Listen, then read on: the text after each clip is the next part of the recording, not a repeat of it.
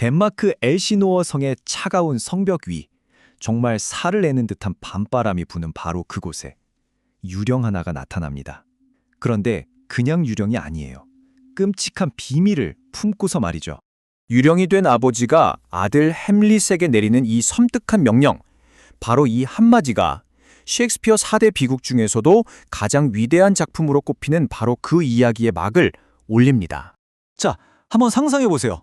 아버지를 죽인 살인자가 바로 그 사람이 내 어머니와 결혼하고 왕좌까지 훔쳤어요. 여러분이라면 어떻게 하시겠어요? 이게 그냥 400년 전 덴마크 왕자님 얘기가 아닙니다. 오늘만큼은 이 질문이 바로 여러분의 것이 될 수도 있다는 거죠. 햄릿이 마주한 세상은 글쎄요, 겉보기엔 아주 화려합니다. 엘시노 궁전에서는 급하게 치러진 결혼식을 축하하느라 다들 흥청망청하죠.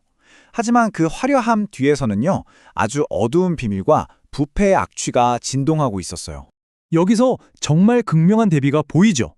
새로 왕이 된 클로디우스는 장례식의 슬픔과 결혼식의 기쁨을 막 뒤섞어서 이상한 축제를 벌여요. 자기 권력을 보여주려는 거죠. 하지만 그 안에서 햄릿은 홀로 상복을 입고 진짜 슬픔을 감당하고 있습니다.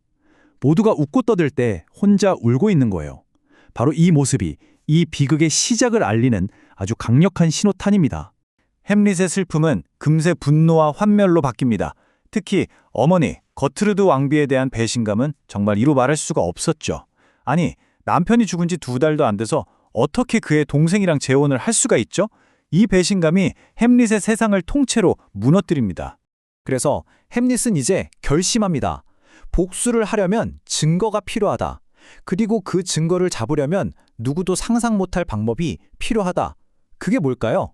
바로 미친 척하는 겁니다. 이게 바로 햄릿의 천재적이면서도 동시에 엄청나게 위험한 계획의 시작이었습니다. 이건 햄릿이 직접 자기 입으로 말해요. 앞으로 광인의 기질을 드러내 보이겠다. 그러니까 이건 진짜 미친 게 아니라는 거죠. 진실을 파헤치기 위한 아주 치밀하게 계산된 연기라는 겁니다. 왕국 전체를 상대로 거대한 연극을 시작한 셈이에요. 그의 수사 과정을 보면 이게 그냥 감정적인 복수가 아니란 걸 알 수 있어요. 아주 체계적이죠.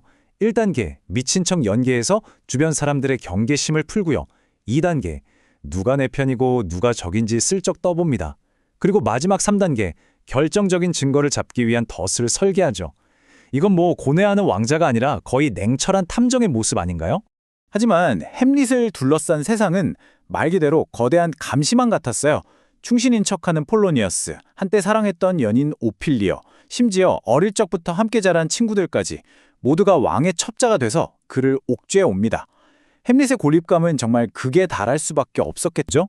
바로 이 대사가 햄릿의 연기가 얼마나 대단했는지를 딱 보여주는 부분입니다. 폴로니오스는 햄릿이 미쳤다고 확신하면서도 가만히 들어보면 그 말 한마디 한마디에 담긴 통찰력이 너무 날카로운 거예요. 그래서 섬뜩함을 느끼죠. 이것이 광기일지라도 그 안에는 조리가 있다. 미친 사람 말인데 틀린 말이 하나도 없는 거죠. 자, 이제 이야기의 판도가 완전히 뒤바뀌는 전환점입니다. 햄릿은 마침내 자신의 의심을 확신으로 바꿀 정말 기가 막힌 계획을 실행에 옮기는데요.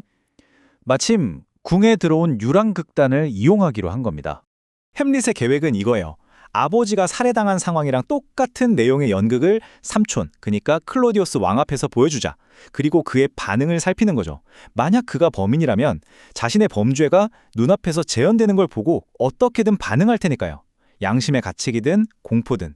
연극이야말로 왕의 양심을 사로잡을 덫이라고 생각한 겁니다. 그리고 햄릿은 이 연극에 아주 도발적인 이름을 붙입니다. 바로 쥐덫. 이제 범인이라는 쥐를 잡기 위한 덫이 완벽하게 설치된 거죠.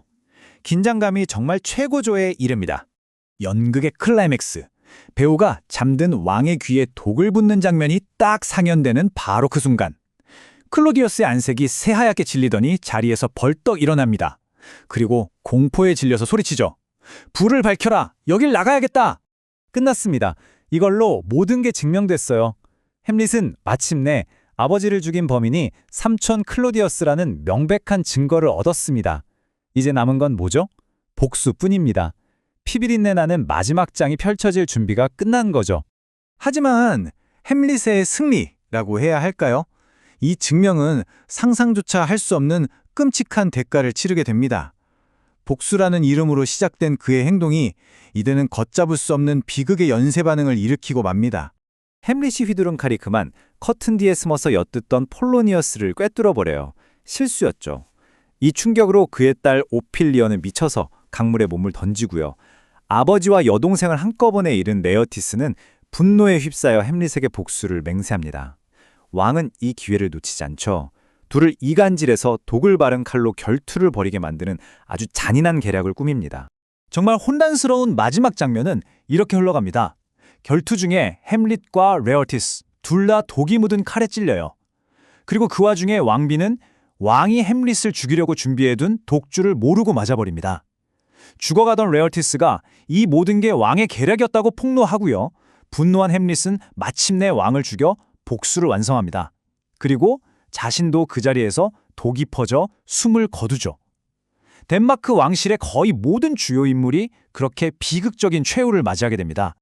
자, 여기까지가 숨가쁜 줄거리였습니다. 이제 이 이야기가 왜 수세기 동안 수많은 사람들의 마음을 사로잡았는지 그 철학적인 핵심으로 한번 들어가 보겠습니다. 문학 역사상 가장 유명한 독백이죠. 사느냐 죽느냐 그것이 문제로다.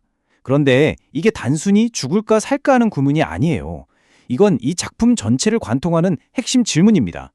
가혹한 운명을 그냥 참고 사는 게 고귀한 건가? 아니면 이 고난에 맞서 싸우다 끝장내는 게 고귀한 건가? 부당한 현실 앞에서 우리가 어떻게 행동해야 하는지에 대한 아주 근원적인 물음인 거죠. 바로 이게 햄릿의 딜레마, 다시 말해 생각하는 인간이 겪는 비극입니다. 너무 많이 생각하면 행동을 못하게 되고 그렇다고 섣불리 행동하면 끔찍한 결과를 낳죠. 이 끝없는 고뇌, 사실 이게 수백 년 뒤 실존주의 철학의 핵심 질문으로 이어지거든요.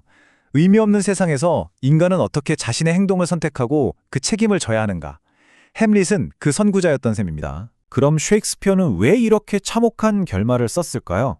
아마도 그는 우리에게 정답은 이거다라고 알려주려고 한 게 아닐 겁니다. 때로는 행동하지 않는 것도, 행동하는 것도 그 두 가지 길 모두가 비극으로 끝날 수 있다는 것. 인간이 처한 선택의 무게와 그 불확실성, 그 자체를 보여주면서 복수라는 행위의 본질에 대해 우리 스스로 질문하게 만드는 거죠. 그래서 이 400년 전의 질문을 오늘 우리에게 다시 던져보려고 합니다. 불의가 만연한 세상에서 여러분이라면 침묵 속에서 고통받는 길을 택하시겠습니까? 아니면 내가 일으킬지도 모를 그 혼돈을 알면서도 행동하는 길을 택하시겠습니까? 햄릿의 고뇌는 여전히 유효하고요.